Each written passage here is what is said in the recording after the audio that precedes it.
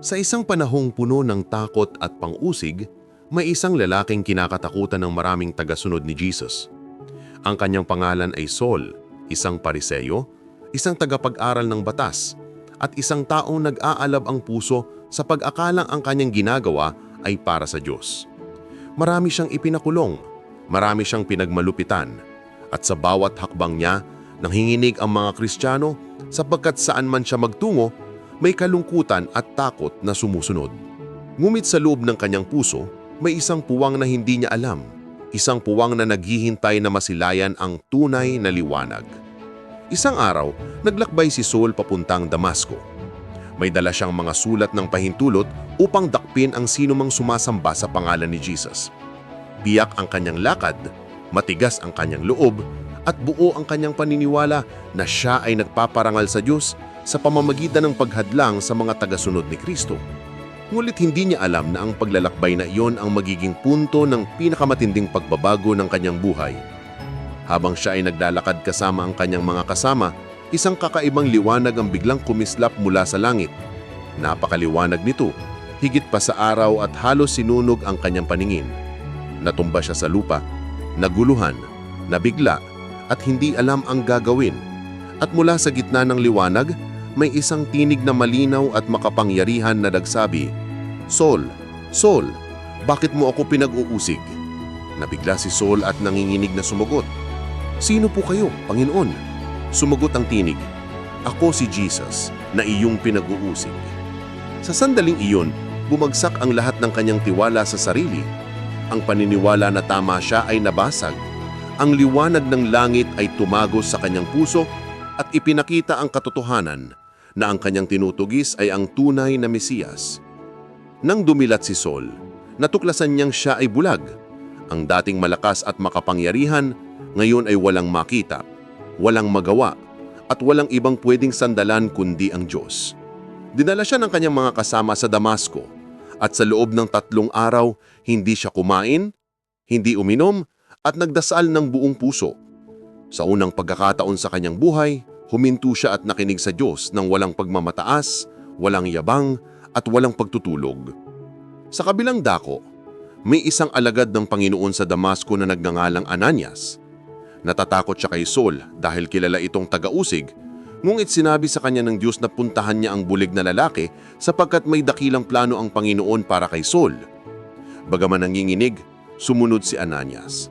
Pinuntahan niya ang bahay kung saan naroon si Saul.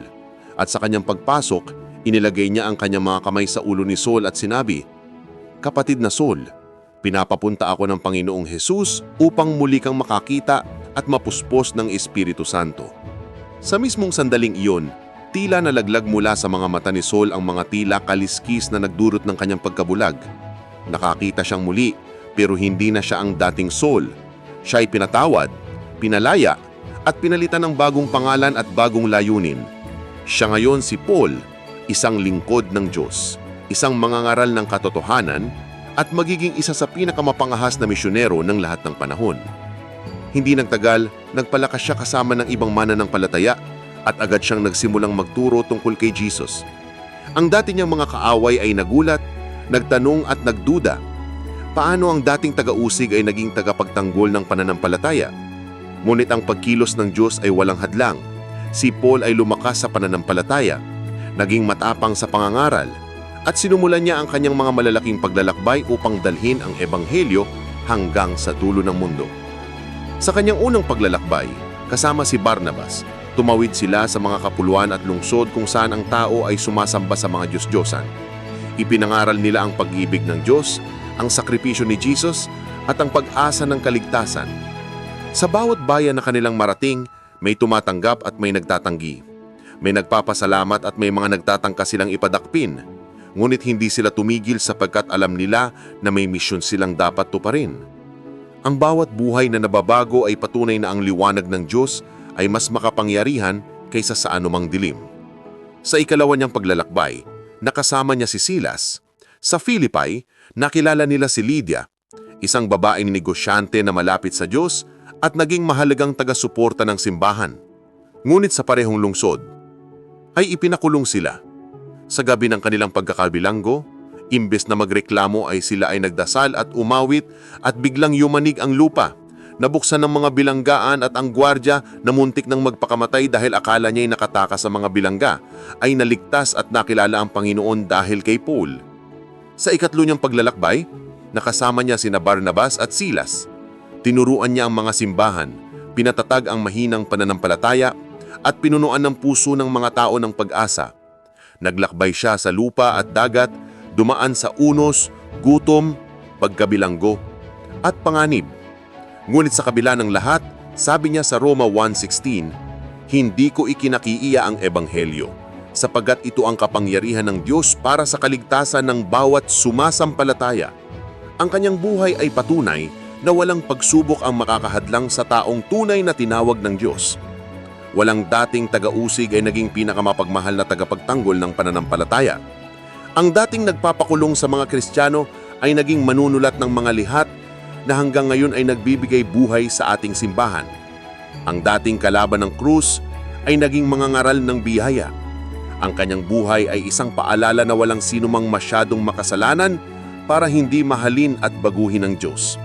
Walang sinumang masyadong malayo para hindi maabot ng kanyang biyaya. Kaibigan, maaring may bahagi ng iyong nakaraan na mabigat, magulo, at puno ng pagkakamali. Ngulit ang Diyos na nagbago kay Saul ay siya ring Diyos na maaring magbago ng iyong buhay.